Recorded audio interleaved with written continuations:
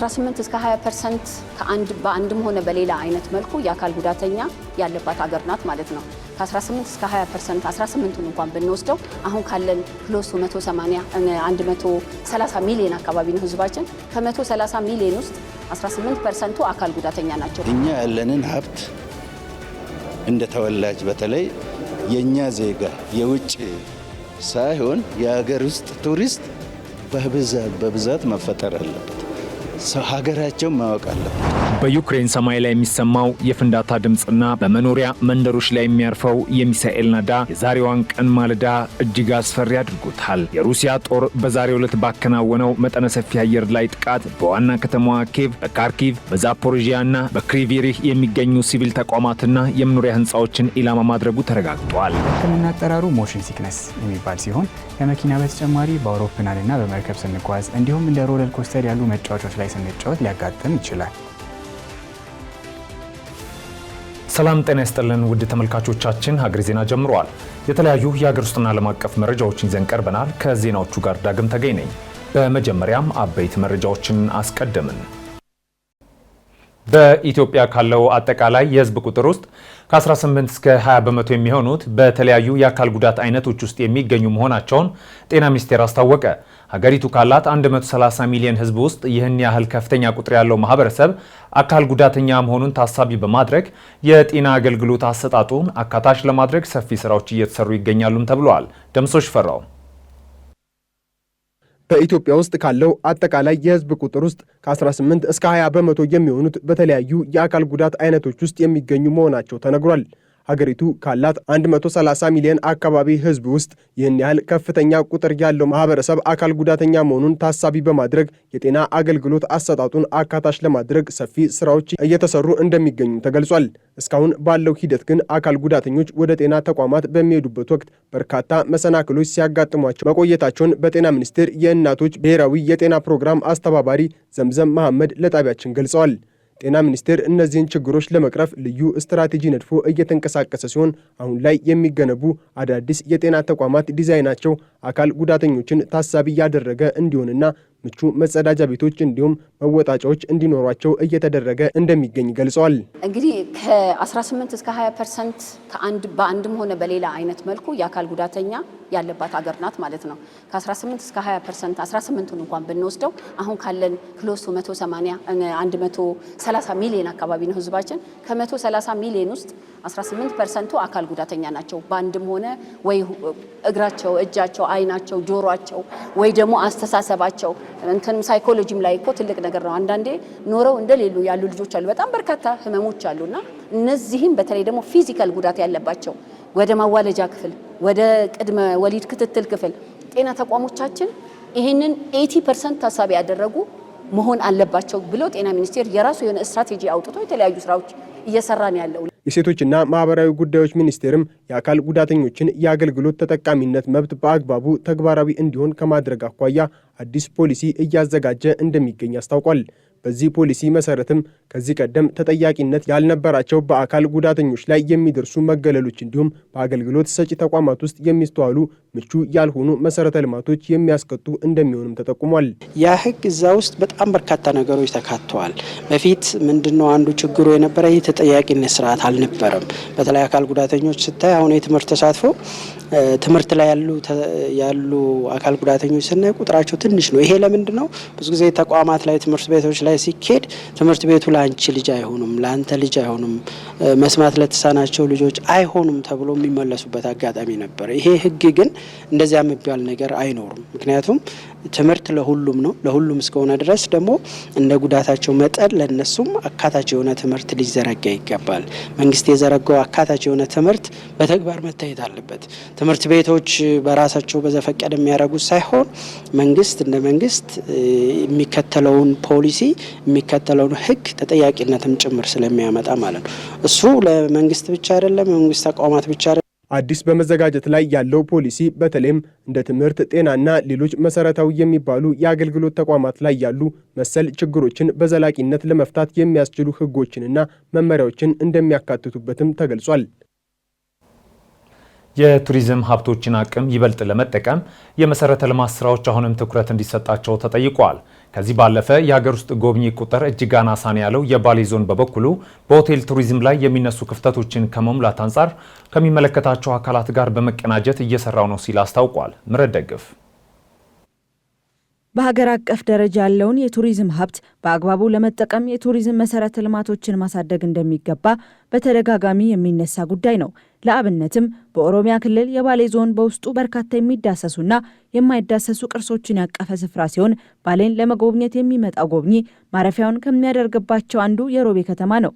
ይሁንና ከተማው ባሌን ለመጎብኘት የሚመጡ ቱሪስቶች ማረፊያ መሆኑን የሚያነሱት የከተማው ባህልና ቱሪዝም ቢሮ ኃላፊ ፋኪያ አወል ቱሪስቶችን በሚፈለገው መጠንና ጥራት ለማስተናገድ የሆቴል ቱሪዝም ላይ ትኩረት ተደርጎ መሰራት አለበት ሲሉ ያሳስባሉ። ሆቴል ቱሪዝም ላይ እንደ ከተማችን ሆቴል ቱሪዝም ላይ በደንብ መስራት አለብን። ያው የቱሪስት ፍሰቱ ወደኛ ሲመጣ እኛንን አስተናግደን ወደ ቱሪስቱ የምንልከው ስለሆነ ሆቴል ቱሪዝም ላይ ትልቅ ስራ መስራት ይጠይቀናል። አሁን የተጀመሩ ጥሩ ነገሮች አሉ። ሆቴል ቱሪዝሞች እየጨመሩ ነው። ጥሩ ኮሪደር ተሰርቷል። በዚህ ላይ ደግሞ ጨምረን እንዳልኩሽ ሆቴል ቱሪዝሙ ላይ በሰፊው ብንሰራ ጥሩ የቱሪስት መስህቦችን መሳብ እንችላለን። ከመሰረተ ልማት ባሻገር እነዚህን ስፍራዎች ለመጎብኘት የሚመጣው የሀገር ውስጥ ጎብኚ ቁጥር እጅግ አናሳ ነው ያሉት የባሌ ዞን ምክትል አስተዳዳሪ አቶ አብርሃም ኃይሌ ይህ መቀረፍ ያለበት ጉዳይ መሆኑን አንስተዋል። ለዚህም የግንዛቤ ክፍተት እንደ ዋና ተግዳሮት ነው የተባለ ሲሆን የቱሪዝም መዳረሻዎችን ማልማትና ማስተዋወቅ ከተፈለገ የሀገር ውስጥ ጎብኚን ቁጥር ከፍ መደረግ እንዳለበትም ተገልጿል። አሁን መሰራት ያለበት ማለት ነው፣ ክፍተት ያለበት ማለት ነው። እኛ ያለንን ሀብት እንደ ተወላጅ በተለይ የኛ ዜጋ የውጭ ሳይሆን የሀገር ውስጥ ቱሪስት በብዛት መፈጠር አለበት። ሀገራቸውን ማወቅ አለባቸው። ከዚህ አንጻር በቃ ቱር መሆን አለብን። ቱር በቃ ሀገራችንን እንወቅ። አሁን ላይ ያው እንደ ተግዳሮት ይነሳሉ ተብሎ ያው ከግንዛቤ ሁሉም ግንዛቤ በተመሳሳይ ከማግኘቱ ያው ጉላት ሊኖር ይችላል።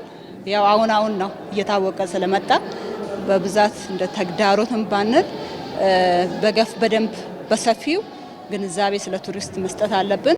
በአሁኑ ወቅት ከተማዋ በርካታ ቱሪስቶችን እያስተናገደች መሆኑን ያነሱት የሮቤ ከተማ ምክትል ከንቲባ አቶ ጀማል አባገረው በበኩላቸው በተለይም በሆቴል ቱሪዝም ላይ የሚነሱ ክፍተቶችን ከመሙላት አንጻር ከባለሀብቶችና ከሚመለከታቸው አካላት ጋር በመቀናጀት ስራዎችን በማከናወን ላይ መሆናቸውን አንስተዋል።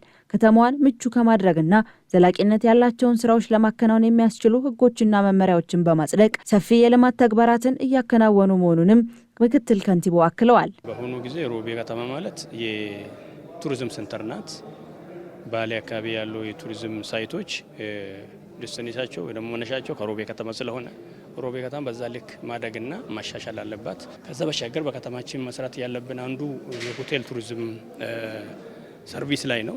ይሄኛውን ለማሻሻል ከሀገር ውስጥም ከነገር ውጭም ባለሀብቶችን እየጠራን ነው። የሀገር ውስጥ ተወላጆች ከዚህ በፊት የሄዱትን አሁንም ሀገራችን ውስጥ ያሉ ባለሀብቶች ሆቴል ላይ የሚሰሩትን ትላልቅ ሰዎችን እየጠራን ነው፣ የጋበዘን ያለ ነው። የመንግስትም የግል ድርጅቶችም እየጠራን ያለ ነው። ቦታዎችን ያስተካክለን በአሁኑ ጊዜ ለብዙ ሰዎች ሰጥተናል። አሁንም የተገነቡ ያሉ ሆቴሎች አሉ። እነዚህ ቢያንስ በአንድና በሁለት ዓመት ውስጥ ሲጠናቀቁ ለዚህ ለሮቤም ለባሌም ለብዙ መዳረሻ የሚሆን ከተማና ለማንኛውም ከሀገር ውስጥም ከውጭ የሚመጣ ቱሪስት በቆንጆ ሁኔታ ተስተናግዶ የሚመለስበት ሁኔታዎች ለመፍጠር ቀለሊት እየሰራን ያለ ነው። ኖርማሊ ሁሉ ሲጠናቀቅ ለከተማችን ብዙ መሻሻልና ብዙ እድገቶችን የሚያመጣ ለቱሪስትም ቆንጆ የሆነች ከተማ ለመፍጠር ብዙ ሁኔታዎችን ይፈጥራል። ባለፉት 2 እና 3 ወራት በዞኑ የሚገኘው የሱፍ ኡመር ዋሻን ጨምሮ በዞኑ ባሉ ሌሎች የቱሪዝም መዳረሻዎች ላይ የተሰሩ ፕሮጀክቶች መጠናቀቃቸው የሚታወስ ሲሆን ተጨማሪ የመንገድ መሰረተ ልማቶች፣ የመዝናኛ ስፍራዎችና ሌሎችም ፕሮጀክቶች በመገንባት ላይ መሆናቸው ይታወቃል።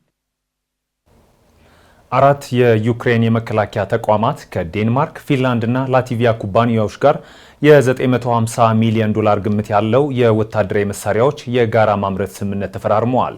ተጨማሪ አለን። በዩክሬን ሰማይ ላይ የሚሰማው የፍንዳታ ድምፅና በመኖሪያ መንደሮች ላይ የሚያርፈው የሚሳኤል ናዳ የዛሬዋን ቀን ማለዳ እጅግ አስፈሪ አድርጎታል። የሩሲያ ጦር በዛሬው ዕለት ባከናወነው መጠነ ሰፊ አየር ላይ ጥቃት በዋና ከተማዋ ኬቭ፣ በካርኪቭ፣ በዛፖሮዥያና በክሪቪሪህ የሚገኙ ሲቪል ተቋማትና የመኖሪያ ህንፃዎችን ኢላማ ማድረጉ ተረጋግጧል። በአገር ውስጥ ሰዓት አቆጣጠር ከጠዋቱ ጀምሮ ኬቭን ያናወጡት ተከታታይ ፍንዳታዎች የዩክሬን የአየር መከላከያ ሰራዊት ወደ ከተማዋ የሚመጡትን ባላስቲክ ሚሳኤሎችንና ድሮኖችን ለመመከት ከፍተኛ ትግል ሲያደርግ እንዲውል አስገድደውታል። የኬቭ ከተማ ወታደራዊ አስተዳደር ኃላፊ ቲሙር ትካቼንኮ እንደገለጹት ጥቃቱ እጅግ የተቀናጀና አውዳሚ የሆኑ የጦር መሳሪያዎችን የተጠቀመ ሲሆን ነዋሪዎች የአየር ጥቃት ማስጠንቀቂያው እስከሚነሳ ድረስ ከመጠለያዎች እንዲያወጡ ጥብቅ መመሪያ መሰጠቱን የኬቭ ኢንዲፔንደንት ዘገባ ያመላክታል። የኬቭ ከንቲባ ቪታሊ ክሊቺንኮ በጥቃቱ ወቅት የአየር መከላከያ ስርዓት በተለያዩ አቅጣጫዎች የሚሰነዘሩትን ሚሳኤሎች ለመጥለፍ ሲረባረብ መቆየቱን አረጋግጠዋል። ይሁን እንጂ በጥቃቱ ምክንያት በኬቭ ሆሎሲቪስኪ አውራጃ በሚገኝ የግል ይዞታ ላይ ከፍተኛ የእሳት አደጋ የተመዘገበ ሲሆን በፔቸርስኪ አውራጃ ደግሞ ባለ 2 ፎቅ የመኖሪያ ቤት በእሳት መያዙ ተመዝግቧል። የዩክሬን መረጃ ምንጮች እንደሚጠቁሙት ከሆነ የሩሲያ የጦር አውሮፕላኖች ጥቃታቸውን ሊቀጥሉ እንደሚችል የሚያሳዩ ምልክቶች እየታዩ ነው። በካርኪቭ ከተማ ደግሞ ሩሲያ 17 ድሮኖችንና 2 ሚሳኤሎችን በመጠቀም በሼቭቼንኪቭስኪ፣ በኪቭስኪ፣ በሳልቲቪስኪና በስሎቢዲስኪ አውራጃዎች ላይ ጥቃት ፈጽማለች። በከተማዋ በሚገኝ ባለከፍተኛ ፎቅ የመኖሪያ ህንፃ ላይ በደረሰው ጉዳት ቢያንስ 9 ሰዎች የቆሰሉ ሲሆን በራይ ኦሊንቪካ መንደር በደረሰው ጥቃት ደግሞ ህጻናትን ጨምሮ የተጎጂዎች ቁጥር ወደ 14 ከፍ ማለቱን የክልሉ ገዢ ኦሌ ሲኒዮቦቭ አስታውቀዋል። በዛፖሪዥያ ግዛት የታየ ውድመት ደግሞ ይበልጥ አሳዛኝ ገጽታ አለው። የክልሉ ገዢ ኢቫን ፌዶሮቭ እንደገለጹት የአንድ አፓርታማ ህንፃ በርካታ ፎቆች በእሳት የተያዙ ሲሆን በጥቃቱ ምክንያት የአንድ ሰው ህይወት ሲያልፍ 8 ሰዎች ደግሞ ከባድና ቀላል የአካል ጉዳት ደርሶባቸዋል። በተጨማሪም አንድ የንግድ ማዕከልና የግል መኖሪያ ቤቶች በከፊል ወድመዋል። በክሪቪሪህ ከተማ በተመሳሳይ መልኩ ባለከፍተኛ ፎቅ መኖሪያ ህንፃ ላይ በደረሰ የሚሳኤል ጥቃት የ89 ዓመት አዛውንትና የ82 ዓመት ሴት ላይ ጉዳት ደርሷል። እነዚህ ጥቃቶች የተፈጸሙት ባለፈው ሳምንት በስዊዘርላንድ ጄኔቫ በሩሲያ ዩክሬንና አሜሪካ መካከል የተካሄደውን የሰላም ድርድር ተከትሎ መሆኑ የሰላሙ መንገድ ምን ያህል ፈታኝ መሆኑን የሚያመላክት ነው። በዲፕሎማሲ መስመር ላይ ያለው እንቅስቃሴ ቢቀጥልም ዩክሬን ግን የረጅም ጊዜ የመከላከያ አቅሟን ለማጠናከር ከምዕራባውያን ሀገራት ጋር ያላትን ወታደራዊ ትብብር ወደ ላቀ ደረጃ እያሸጋገረች ትገኛለች። ፕሬዚዳንት ቮሎዲሚር ዜሌንስኪ በቅርቡ እንደገለጹት 4 የዩክሬን የመከላከያ ተቋማት ከዴንማርክ፣ ፊንላንድና ላትቪያ ኩባንያዎች ጋር የጋራ የማምረት ስምምነት ተፈራርመዋል። ይህ ከዩክሬን ጋር ይገንቡ የተሰኘው ተነሳሽነት ዩክሬን የራሷን የድሮን ምርት በማስፋፋት የሩሲያን ጥቃት ለመመከትና ወደፊት የሚመጡ ስጋቶችን ለመከላከል የያዘችው ስትራቴጂ አካል ነው። በተፈረሙት የስምምነት ሰነዶች መሰረት አጠቃላይ የኢንቨስትመንት መጠኑ 800 ሚሊዮን ዩሮ ወይም 950 ሚሊዮን ዶላር አካባቢ መሆኑም ተገልጿል። የስምምነት በአየር ላይና በምድር ላይ የሚንቀሳቀሱ ሰው አልባ ተሽከርካሪዎችን በጋራ ማምረትን የሚያካትት ሲሆን የዩክሬን የመከላከያ ኢንዱስትሪ ወደ አውሮፓ ገበያ እንዲቀላቀል ትልቅ በር የሚከፍት ነው። የዩክሬን የመከላከያ ኢንዱስትሪ ምክር ቤት እንደገለጸው ስምምነቱ የቴክኖሎጂ ሽግግርና የሰው ኃይል ልምድ ልውውጥን የሚያካትትም ጭምር ነው። ፕሬዚዳንት ዜሌንስኪ ይህ እንቅስቃሴ ራሱን የቻለ የአውሮፓ መከላከያ ኢንዱስትሪ መሰረት ለመጣል እንደሚረዳም ገልጸዋል። ሌሎች አጋር ሀገራትም በዚህ ጥረት ውስጥ እንዲሳተፉ ጥሪ አቅርበዋል። ይበልጥ የሚያስደንቀው ዜና ደግሞ የመጀመሪያው የዩክሬን ድሮን አምራች ፋብሪካ በዩናይትድ ኪንግደም ምድር ስራ መጀመሩ በይፋ መገለጹ ነው። የዩክሬኑ ኩልቨር ኤሮስፔስ ከዴንማርኩ ኮፐንሃገን ግሎባል ጋር እንዲሁም ረም ቴክኖሎጂና ቴንኮር የተሰኙ የዩክሬን ኩባንያዎች ከፊንላንድ ተቋማት ጋር የጋራ ስራቸውን ጀምረዋል። በሌላ የፖለቲካ ግንባር ደግሞ በሩሲያና በቤላሩስ መካከል ያለው ስልታዊ አንድነት እየጠነከረ መምጣቱ ታይቷል። የሩሲያው ፕሬዝዳንት ቭላዲሚር ፑቲንና የቤላሩስ ፕሬዝዳንት አሌክሳንደር ሉካሼንኮ በሞስኮ በሚካሄደው የህብረት መንግስት ከፍተኛ ምክር ቤት ስብሰባ ላይ በጋራ ሰብሳቢነት እየመሩ ይገኛሉ። የክሬምሊን የዜና አገልግሎት እንደገለጸው ስብሰባው ከ2004 እስከ 2026 የህብረት ስምምነት አፈጻጸምን የሚገመግም ሲሆን ለቀጣዮቹ 3 ዓመታት ማለትም ከ2027 እስከ 2029 የሚሆን አዲስ የስትራቴጂ ሰነድ ላይም ይመክራሉ። የስብሰባው አጀንዳ 7 ዋና ዋና ነጥቦችን የያዘ ሲሆን የሁለትዮሽ የኢኮኖሚ ውህደት፣ የድንበር ተሻጋሪ ትራንስፖርት፣ የጥራት ቁጥጥር ኮሚቴ መመስረትና በዓለም አቀፍ የህግ ጉዳዮች ላይ የሚኖረውን የጋራ ድጋፍ ያካትታል። ፕሬዚዳንት ሉካሼንኮ ለዚሁ ስብሰባ ረቡዕ ዕለት ሞስኮ መግባታቸውም ይታወሳል።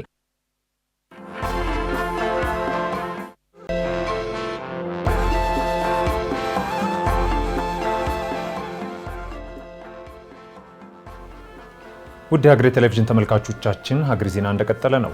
አጫጭር ወዳልናቸው መረጃዎች አለፍን። የፌዴራል ከፍተኛ ፍርድ ቤት 5 የምርጫ ክልሎች ከትግራይ ክልል ውጭ ሆነው በቀጥታ የፓርላማ ምርጫ እንዲካሄድባቸው በተላለፈው ውሳኔ ላይ ጊዜያዊ የእግድ ውሳኔ አስተላለፈ። ፍርድ ቤቱ እግዱን ያስተላለፈው ከስምረት ፓርቲ የቀረበውን የእግድ አቤቱታ ተከትሎም ነው። የፌዴሬሽን ምክር ቤትና ምርጫ ቦርድ ባስተላለፏቸው ውሳኔዎች ላይ የማስተካከያ እርምጃ ካልተወሰደ በምርጫ እንደማይሳተፍ ያስጠነቀቀው ስምረት ፓርቲ ከ2 ቀናት በኋላ ጉዳዩን ወደ ፍርድ ቤት ወስዶታል። ጉዳዩን በዛሬው ዕለት የካቲት 19 ቀን 2018 የተመለከተው የፌዴራል ከፍተኛ ፍርድ ቤት በስምረት ፓርቲና ምርጫ ቦርድ መካከል የሚደረገው ክርክር ታይቶ ተለዋጭ ትዕዛዝ እስከሚሰጥ ድረስ ውሳኔው ለጊዜው ታግዶ እንዲቆይ ትዕዛዝም ሰጥቷል።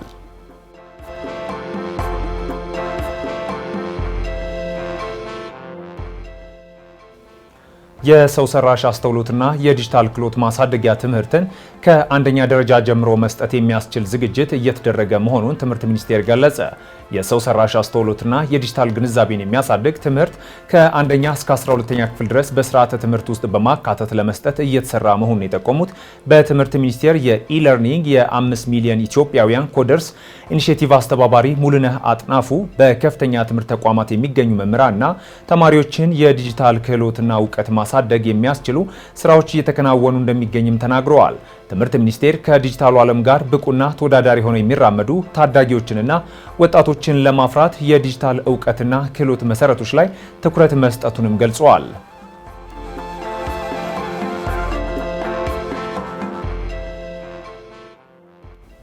አቢሲኒያ ባንክ በይጀምሩ ያድሱና ይደጉ የሽልማት ዘመቻው ከ140 ሚሊዮን ዶላር በላይ የውጭ ምንዛሪ ግኝት ማስመዝገቡን አስታወቀ። ይህ የተባለው ባንኩ ለሁለተኛ ጊዜ ባዘጋጀውና ለተከታታይ 2 ወራት ሲያካሄድ የቆየውን የዚህን የሽያጭ መርሃ ግብር ማጠቃለያ ፕሮግራም ባከናወነበት ወቅት ነው። የአቢሲኒያ ባንክ ቺፍ ደንበኞች አስተዳደር ኦፊሰር አቶ ደሳለኝ ዘርጋው ባንኩ አዳዲስ ደንበኞችን መመልመል፣ የተቀማጭ ገንዘብና የውጭ ምንዛሪ ግኝትን ማሳደግና የባዮሜትሪክ ምዝገባን ማጠናከር የሚሉ ዓላማዎችን በመያዝ የሽያጭ ዘመቻውን ማከናወኑን ገልጸዋል። በዚህ ዘመቻ ከ258 ሺህ በላይ አዳዲስ ደንበኞችን መመዝገቡን ያስታወቁት አቶ ደሳለኝ ከ12 ቢሊዮን ብር በላይ ተቀማጭ ገንዘብና ከ140 ሚሊዮን ዶላር በላይ የውጭ ምንዛሪ ግኝት ማስገባት መቻሉን ጠቅሰዋል። በዛሬው የዕጣ ማውጣት ስነ ስርዓትም 1 የቤት አውቶሞቢል፣ 3 ላፕቶፕ፣ 1 የልብስ ማጠቢያ ማሽን እንዲሁም 3 ቴሌቪዥኖችን ለእድለኞች ወጥተዋል። በቀጣይም ባንኩ የደንበኞችን ቁጥር ይበልጥ ለማሳደግ አዳዲስ የዲጂታል ባንክ ተጠቃሚዎችን ለመመልመልና የሀብት ማሰባሰብ ስራዎችን የሚያሳድጉ ማበረታቻዎችን ወደ ስራ በማስገባት አገልግሎቱን እንደሚያጠናክር አስታውቋል።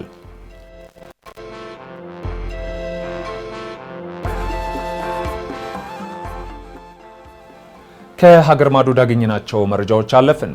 በሩሲያ በኩል በዩክሬን ጦርነት እንዲሳተፉ በውሸት ተመልምለው የነበሩ 11 ደቡብ አፍሪካውያን ወደ ሀገራቸው ተመለሱ። እነዚህ ግለሰቦች ለጥበቃ ስራ ስልጠና በሚል ሰበብ ወደ ሩሲያ ቢላኩም ሳይወዱ በዩክሬን ዶንባስ ክልል በግዳጅ በውጊያ ላይ ተሰማርተው መቆየታቸው ተገልጸዋል።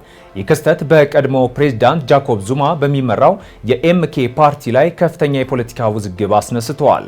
ከተመላሾቹ መካከል አንዱ በዊልቸር የታገዘ ሲሆን 2 ግለሰቦች አሁንም በሩሲያ ይገኛሉ። የፓርቲው መስራች ጃቡላን ይኩማሎ መንግስት ተጎጂዎቹን በመመለሱ አመስግነዋል። ንጹሃን ዜጎችን ለጦርነት የሸጡ አካላት ለሕግ እንዲቀርቡም በጥብቅ ጠይቀዋል።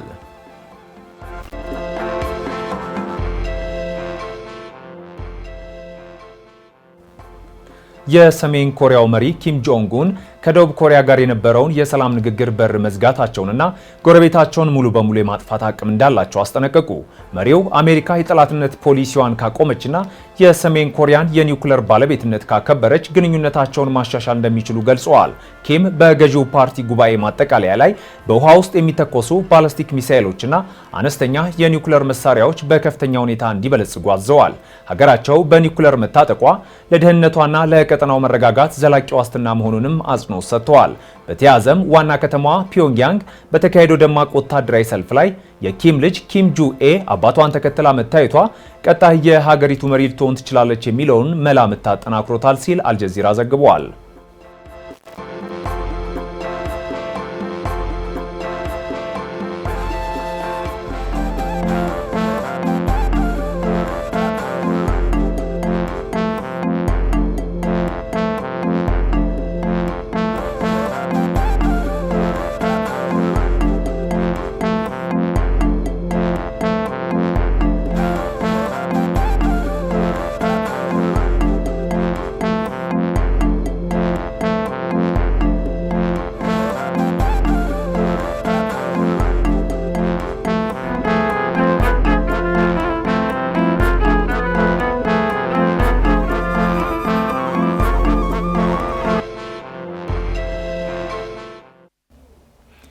ውድ ተመልካቾቻችን የጤና መረጃዎች ወደሚቀርቡበት የጤና መሰናዶ አለፍን።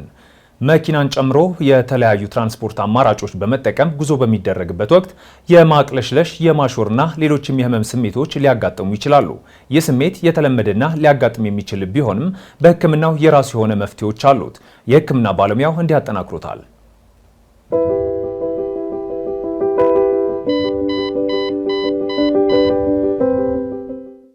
ሰላም። በመኪና ወይም በባቡር በምትሄዱበት ጊዜ ማቅለሽለሽ ወይም ማስመለስ ያስቸግራቸዋል? መፍትሄውን እነግራቸዋለሁ። ዶክተር ቢኒያም ፍስሐ ነኝ። አብራችሁን ቆዩ። በመኪና በምንሄድበት ጊዜ ማቅለሽለሽ፣ ማስመለስ ብዙ ሰው ላይ ያጋጥማል። በሕክምና አጠራሩ ሞሽን ሲክነስ የሚባል ሲሆን ከመኪና በተጨማሪ በአውሮፕላንና በመርከብ ስንጓዝ እንዲሁም እንደ ሮለር ኮስተር ያሉ መጫወቾች ላይ ስንጫወት ሊያጋጥም ይችላል። መፍትሄው ምንድን ነው?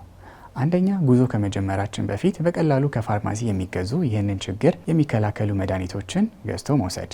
ሁለተኛ፣ በጉዞ ወቅት የሞባይል ስልክ አለመጠቀም፣ ኤርፎን አድርጎ አለመጓዝ፣ መጽሐፍ አለማንበብ፣ በተቻለ መጠን አካባቢን እያዩ መጓዝ። ሶስተኛ፣ በቂ ንፋስ ማግኘት፣ ለዚህ ይረዳን ዘንድ ደግሞ መስኮት ዳር መቀመጥ። አራተኛ፣ ከጉዞ በፊት አልኮል አለመጠቀም፣ ከበድ ያሉ ለምሳሌ እንደ ቅባት ያሉ ምግቦችን አለመመገብ፣ በቂ ውሃ መጠጣት ያስፈልጋል። ከዚህ በተጨማሪ ዝንጅብል ሻይ ውስጥ ጨምሮ መጠጣት ወይንም ማኘክ ሞሽን ሲክነስን ይከላከላል።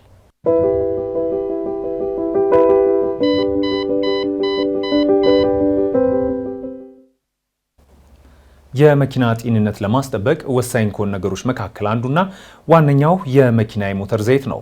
ስለ ሞተር ዘይት ጥቅምና በስንት ጊዜ መቀየር እንዳለበት የአውቶሞቲቭ ባለሙያው እንዲያዘጋጅቶልናል።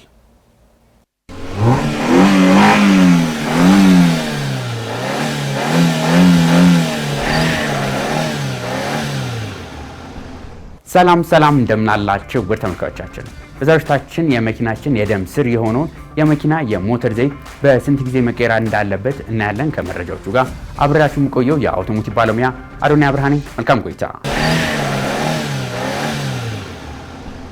የመኪና ሞተር ዘይት ማለት የመኪናችን የደም ስር እንደሆነ ግልጽ ነው። ይህን ስንላችሁ በነዳጅ ብቻ የሚሰሩ መኪኖች ብቻ ሳይሆኑ አሁን በከተማችን ላይ የምናስተውላቸው ነዳጅና ኤሌክትሪክ በአንድ ላይ የሚሰሩት ሃይብሪድ በሚል በተለምዶ የምንጠራቸው ተሽከርካሪዎችን ይጨምራል። እነዚህ መኪኖች የመኪናችን ሞተር የሚገኙበትን የተለያዩ የሞተር ክፍሎችን ማንቀሳቀስ ይኖርባቸዋል። ይህ ደግሞ በውስጡ ፍሪክሽን ወይ ደግሞ ሰበቃ እንዲፈጠር ያደርገዋል። የመኪና ዘይት ሞተሩ የተለያዩ ቦታዎች በመግባት የማለስለስ ስራውን የሚሰራ ነው። ለዚህም ነው መኪናችን ይዘን ከመንቀሳቀሳችን በፊት ሞተሩን ማሞቅ አለብን የሚባለው። ምክንያቱም ዘይቱ የሚፈለግበት ቦታ ሳይደርስ ሞተር ውስጥ የሚገኙት የተለያዩ ክፍሎች ከተንቀሳቀሱ ሞተር ውስጥ ጉዳት ሊደርስ ስለሚችል ነው። ታዲያ ይህ ለሞተር ወሳኝ የሆነው ዘይት ለመቀየር ራሱን የቻለ ጊዜ አለው። ይህን ለመመልከት ደግሞ ከመኪናው ጋር የሚመጣው መመሪያ መመልከት ይኖርብናል። ከዚህ በተጨማሪ ግን እንደ መኪናው ቢለያይም ከ5000 ኪሎ ሜትር እስከ 10000 ኪሎ ሜትር ባለው መቀየር አለበት። ከኪሎ ሜትሩ በተጨማሪ ደግሞ መኪናውን አቁመን ለረጅም ጊዜ የምንቆይ ከሆነ ከ3 ወር እስከ 5 ወር ባለው ውስጥ ዘይቱ መቀየር አለበት። ከዚህ በተጨማሪ ማየት ያለብን ነገር ዘይት መቆሸሽና አለመቆሸሹን የመኪናው ኮፈን ከፍተን የዘይት መመልከቻ ዲፕስቲክ ስንመለከት በውስጡ ያለው ዘይት ቆሽሾ ወይም ወደ ታች ወርዶ ከሆነ ዘይቱ መቀየር አለበት ማለት ነው። የዘይት ዲፕስቲክ ግን ስንመለከት በውስጡ ያለው ዘይት በጣም የወረደ ከሆነ አንዳንድ ጊዜ በአላስፈላጊ መልኩ ዘይቱ ከነዳጅ ጋር የተቃጠለ ሊወጣ ስለሚችል እሱም መፈተሽ ተገቢ ነው። ለዛሬ ይዤላችሁ የቀረብኩት መረጃ ይህን ይመስል ነበር። በቀጣይ ሌሎች ከመኪና ጋር በተገናኙ መረጃዎች እስከምንገናኝ ድረስ መልካም ሁሉ ተመኘው።